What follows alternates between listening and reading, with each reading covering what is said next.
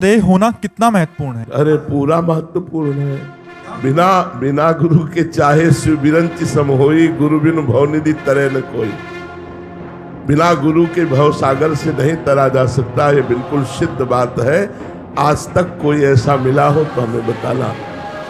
श्री भगवान का मिल जाना भी हो सकता है, लेकिन भव समुद्र से भ्रम से पूर्ण निवृत्ति हो जाना ये केवल गुरु कृपा से होती है। श्री नामदेव जी महाराज भगवान के साथ खेलते थे, भगवान के साथ खाते थे, भगवान से बातचीत करते थे। एक दिन गोरा कुम्हार के यहाँ, बड़े महाभागवत से श्री गोरा कुम्हार जी, उनके यहाँ बहुत से संत बैठे हुए थे। तो श्री मुक्ताबाई जी वो मटकी थापने की चाट जो होती है उसे उठाई और कहा, काका देखो इन मटकियों में कौन सी पक्की मटकी है और कौन सी कच्ची है। तो उन्होंने मुस्कुराकर स्वीकृति दे दी।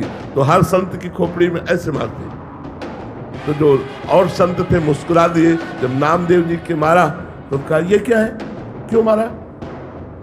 तो बोले, काका ये मटकी कच्ची है। नामदेव जी सारी सभा में, संतों की सभा में कच्चे साबित कर दिए गए, सब हंस दिए। नामदेव जी को अच्छा नहीं लगा। वो सीधे गए, विट्ठल भगवान से बात की। बोले, मैं कच्चा हूं? तो भगवान ने कहा, हाँ तुम कच्चे हो। बोले, क्यों?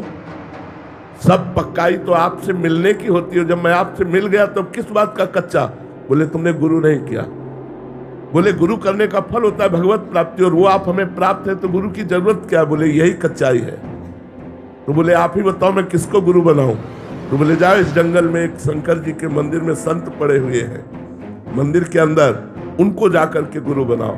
विशोबा खेचर जी वहां गए तो देखा वो शंकर जी की जो पिंडी होती है उस पे वो पैर रखे थे और देहरी पे सर रखे थे।